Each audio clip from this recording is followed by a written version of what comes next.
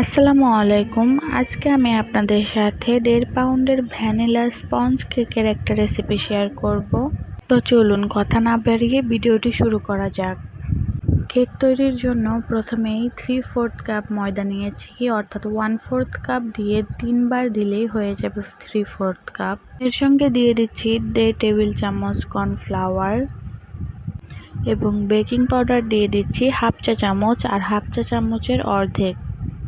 এরপর আমি শুকনো উপকরণগুলোকে ভালো মতো চেলে নিচ্ছি। চাইলে আপনারা দুবার করেও চেলে নিতে পারেন, এতে করে কোনো দানা থাকবে না।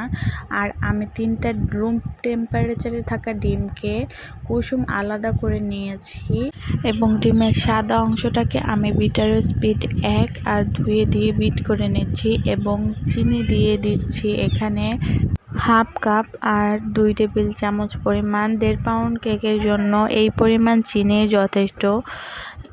শুধু তাই নয়, এর থেকে বেশি যদি আপনারা দেন তাহলে কেকটা অতিরিক্ত মিষ্টি হয়ে যাবে। যেহেতু কেকটা ডেকোরেশনের সময় আমাদের অবশ্যই সুগার সিরাপ ইউজ করতে হবে, তাহলে চিনিটা অতিরিক্ত হয়ে যাবে।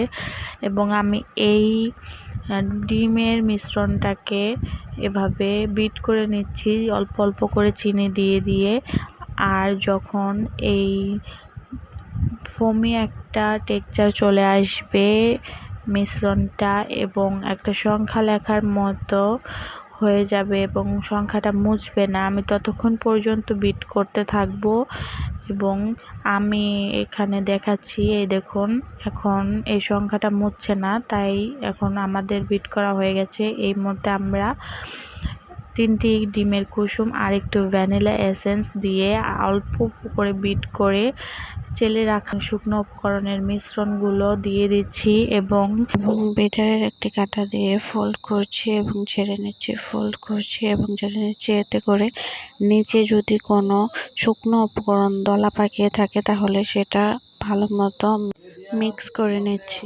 আস্তে ঘুরিয়ে ঘুরিয়ে বেটারটাকে মিক্স করে নিচ্ছি যেন দানা দানা না থাকে। শুকনো উপকরণ 2 বার করে আমি দিয়ে নিয়েছি এবং মিশিয়ে নিয়েছি। আস্তে আস্তে করে নিয়েছি, কিন্তু ভিডিওটা ফাস্ট করার কারণে দেখা যাচ্ছে যে আমি তাড়াতাড়ি করেছি, কিন্তু আমি অনেক আস্তে আস্তে করে এই বেটারের মিশ্রণটাকে তৈরি করে নিয়েছি।